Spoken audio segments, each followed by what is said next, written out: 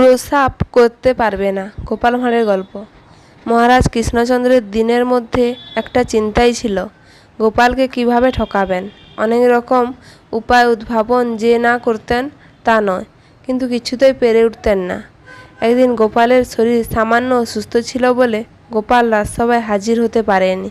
সেদিন মহারাজ কৃষ্ণচন্দ্র সভাস্থ সকলকে বললেন, দেখো, আমরা তো কেউ আজ পর্যন্ত গোপালকে ঠকাতে পারলাম না, কিন্তু তাকে আজ একটু জব্দ করতেই হবে।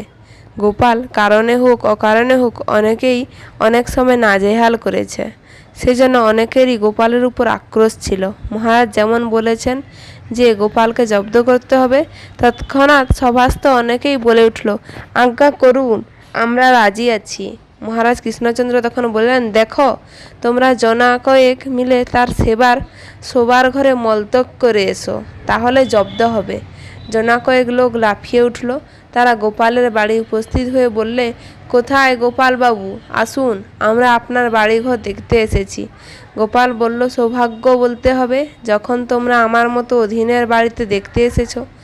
তা কি সংবাদ বলো দেখি। তারা বললে, আপনি নূতন কোঠা ভিটে করেছেন, আমরা দেখতে এসেছি। গোপাল কিন্তু মনে মনে ভাবলে, এরা শুধু শুধু আসেনি, নিশ্চয়ই মহারাজ একটা মতলব মেটে এদের পাঠিয়েছেন। যা হোক, গোপাল তাদের সঙ্গে করে বাড়িঘর দেখাতে লাগলো। যখন সব দেখে শুনে সকলে গোপালের শয়ন ঘরে উপস্থিত হলো, তখন দু চারজন কাছা খুলতে খুলতে বলল, আমরা এখানে মহারাজের একটা আদেশ পালন করব। গোপাল বললে, মহারাজের কি আদেশ পালন করবে?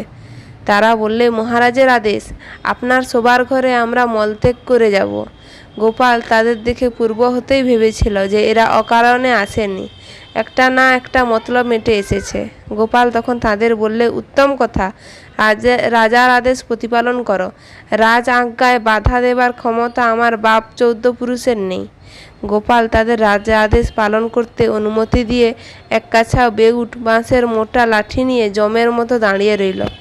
গোপালের এই রূপ দাঁড়ানো দেখে একজন জিজ্ঞাসা করল, ও কি, আপনি এমন লাঠি হাতে করে দাঁড়ালেন কেন? গোপাল বলল, তা আর বুঝতে পারছো না? মহারাজ আমার শোবার ঘরে তোমার কষ্ট সাফ করবার জন্য পাঠিয়েছেন, তা তোমরা অনায়াসে কষ্ট সাফ করে চলে যাও।